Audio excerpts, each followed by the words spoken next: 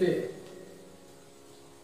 সহজলভ্য করবার জন্য সাধারণ যাতে সহজে নিজে গ্রহণ করতে পারেন, অন্তর্জগতে দিতে পারেন, এর জন্যই বিভিন্ন দেব দেবতার সৃষ্টি।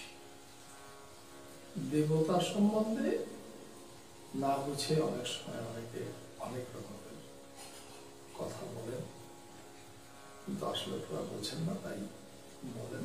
যাক, আমাদের আলোচ্য বিষয় নয়। আমাদের আলোচ্য বিষয় হচ্ছে সাধারণ মানুষকে সনাতন ধর্ম ভালো করে বুঝবেন, তারা বিভিন্ন পূজা অর্চনা বা সাধনার দ্বারা সনাতন ধর্মের আদর্শটাকে গ্রহণ করবেন। এই গ্রহণ করবার সুবিধার্থেই কিন্তু এই দেব দেবতার সৃষ্টি। যেমন একজনই বললেন, লক্ষ্মী মাকে পুজো করে কি পাবো? লক্ষ্মী মাকে পুজো করলে ধন ঐশ্বর্য দেবেন? সনাতন ধর্মের মূল উদ্দেশ্যটা না বোঝার জন্যই আমাদের এই প্রশ্ন। ধন ঐশ্বর্য উপার্জন করতে হলে প্রকৃতপক্ষে আমাদের কেমন হওয়া উচিত, অর্থাৎ সেটা লক্ষ্মী পুজো করতে হবে অন্তরে। কিভাবে? আমরা যদি কোনো একটি বস্তুকে উপার্জনের একটা রাস্তাকে যদি আমরা লক্ষ্য স্থির রেখে সেই রাস্তা ধরে এগোতে পারি, আমরা এই লক্ষ্য স্থির করে যদি এগোতে পারি এবং আমাদের লক্ষ্য বস্তুকে একটা পেচক যেমন সারা রাত ধরে পাহারা দেয়, তেমনি আমার বিষয়বস্তুটাকে সদা জাগ্রত পাহারার ভিতরে রাখতে পারি, সামলে রাখতে পারি, তাহলে আমার ধন ঐশ্বর্য লাভ হবে। লক্ষ্মী পুজোর আসল বস্তুটা এটা বোঝা। লক্ষ্মী পুজো করলে ধন ঐশ্বর্য লাভ হবে না, কিন্তু লক্ষ্মী পুজোর আদর্শটাকে ধরে এগোলে পরে অবশ্যই ধন ঐশ্বর্য লাভ হবে। সরস্বতী পুজো করে কি আমি ডাক্তারি সার্টিফিকেট পাবো একখানা? তা নয়। ঠিক যদি আমার বিদ্যার সাধনা করতে হয়, তাহলে সরস্বতী মায়ের সাধনা যেভাবে করতে হয় তেমন ভাবে সাধনা করতে হবে। অর্থাৎ সরস্বতী মা তাকে সেই দেবতার রূপটিকে কেমন ভাবে গড়া হয়েছে, এও সাধারণ মানুষ নয়, পরম জ্ঞানী ঋষিদের শ্রেষ্ঠ রূপ। যে সরস্বতী অর্থাৎ জ্ঞানের দেবী, তিনি শ্বেতশুভ্র, তিনি অতি পবিত্র, জ্ঞানবান, বিদ্বান, জ্ঞানী মানুষ। তারা অতি সুন্দর, তারা পবিত্র, তারা সত্যবাদী, তাদের কথাবার্তা, তাদের চলা বলা অতি সুন্দর।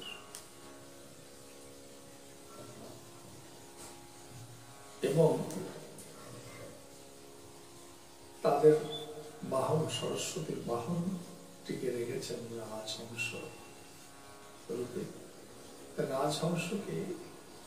রাজহংসের বৈশিষ্ট্য হচ্ছে দুধে জলে মিলিয়ে দিলেও সে দুধটুকু গ্রহণ করেন, জলটি পড়ে থাকে। ঠিক তেমনি একজন জ্ঞানী মানুষের সামনে যদি ভালো মন্দ দুটো মিশ্রিত ভাবে কোনো বস্তু এসে যায়, সে তার মন্দটুকু বাদ দিয়ে ভালোটুকু যেন গ্রহণ করতে পারে।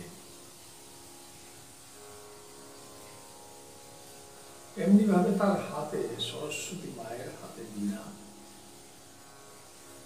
অর্থাৎ একজন প্রকৃত জ্ঞানী যিনি, তিনি কথায় বার্তায় চলায় বলায় সুন্দর একটি রেশের সৃষ্টি করে, একটি ধারার সৃষ্টি করে। তার চিন্তা, তার অধ্যাবসায়টাই হচ্ছে রেওয়াজ। রেওয়াজ করে যেমন বিনা শিখতে হয়, ঠিক তেমনি ভাবে সাধনার দ্বারা বিদ্যা বুদ্ধি অর্জন করে জ্ঞান বা জ্ঞানী হওয়ার পর্যায়ে উঠতে হয়। এমনি করে প্রত্যেকটা দেব দেবীকে তৈরি করেছেন সনাতন ধর্মাবলম্বীরা। তাদের পূজা অর্চনার ভিতর দিয়ে এই কথাটাই বলা হচ্ছে।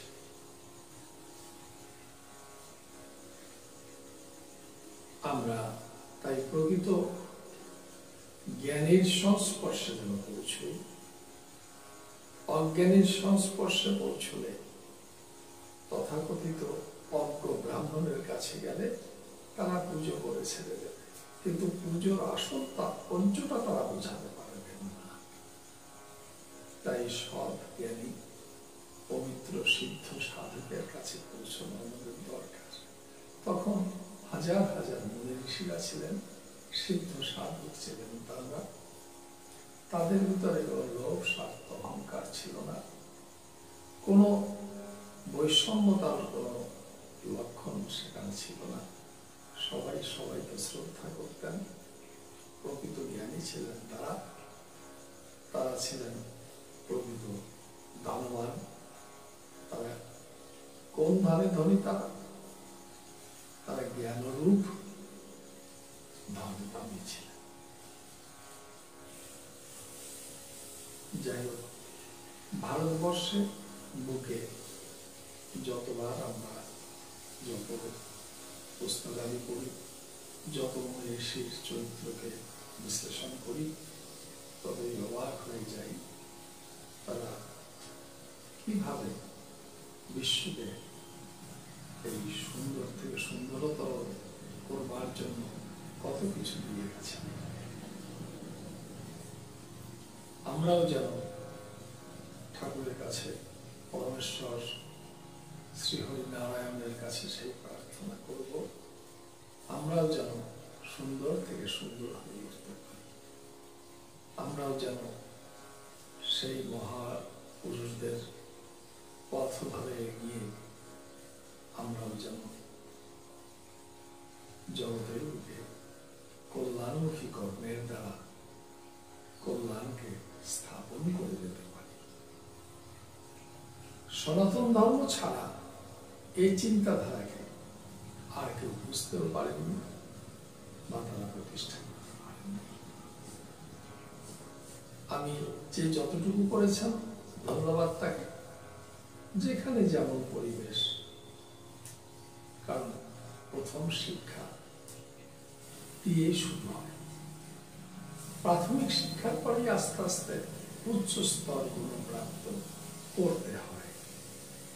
একসঙ্গে তো উচ্চতম স্তরে পৌঁছানো যায় না। পৃথিবীর বিভিন্ন প্রান্ত এখনো অনেক পিছিয়ে আছে। তাদের ভূমি, তাদের জল, তাদের বায়ু, তাদের প্রকৃতি অনেক বিরূপ রয়েছে। কাজী সেখানে হয়তো জ্ঞানের বিকাশ ততটা হয়নি।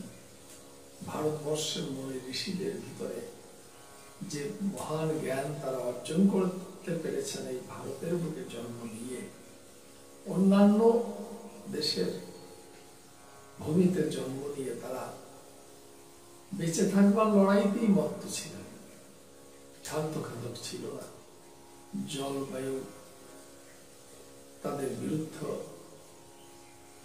ছিলেন বলেই তারা সঠিকভাবে ফল ফলাদি কিছু পায়নি। বেঁচে থাকার রসদ জোগাড় করতে হয়েছে প্রথমে তাদেরকে, তাতেই তাদের সারাটা জীবন অতিবাহিত হয়ে গেছে। কাজে জ্ঞানের চর্চা বা জ্ঞান বৃক্ষকে বর্ধন করবার মতন সময় বা সুযোগ তাদের ঘটে, এটা হতেই পারে। যাই হোক,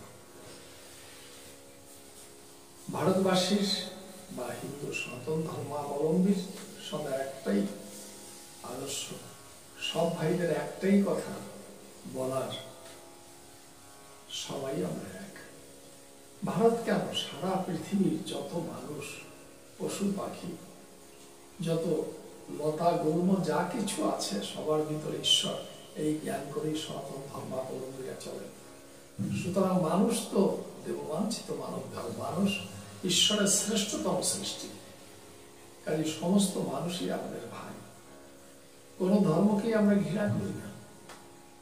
ওখানে যতটুকু, যার যতটুকু, বাচ্চাটা যখন, শিশু যখন জন্মায় মাতৃগর্ভে থেকে, তখন সে চলতে পারে না, সদাশায়িত থাকে। ধীরে ধীরে সে চলা শেখে, তারপরে হামাগুড়ি দিতে শেখে, তারপরে একদিন চলতে শেখে।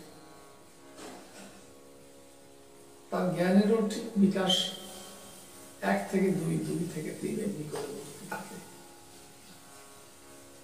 কাজী যে যতটুকু পেরেছে করেছে, সেখান থেকে যদি পারো তাকে হাতে ধরে আরেকটু ঊর্ধ্বের দিকে নিয়ে যাওয়ার চেষ্টা করো। সবাই তো আমাদের, সবাই এই সনাতন ধর্মের, কারণ কোন ধর্মই তো ছিল না, ঈশ্বরের ধর্ম সনাতন ধর্ম। মাতৃগর্ভ থেকে জন্মেছেন কোন ধর্মকে নিয়ে নয়, কোন সম্প্রদায়কে নিয়ে নয়, মানবিক ধর্মকে নিয়ে। সেখানে পরম জ্ঞানী সনাতন ধর্মাবলম্বী ঋষিদের জ্ঞান, এটাই শ্রেষ্ঠতম।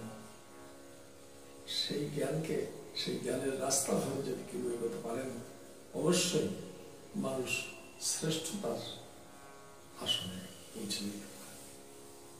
আমাদের জন্য একটু চেষ্টা করবেন, যদি আপনাদের ভালো লাগে, যাতে আমরা আমাদের চিন্তাধারাটাকে, সনাতন ধর্মের মূল রহস্যটাকে আস্তে আস্তে আপনাদের ভিতরে তুলে ধরতে পারি, তাতে সাহায্য করবেন। অর্থাৎ আমাদের এটাকে সাবস্ক্রাইব করবেন, লাইক করবেন, যাতে আমরা এগিয়ে নিয়ে চলতে পারি আমাদের চিন্তাধারাটাকে।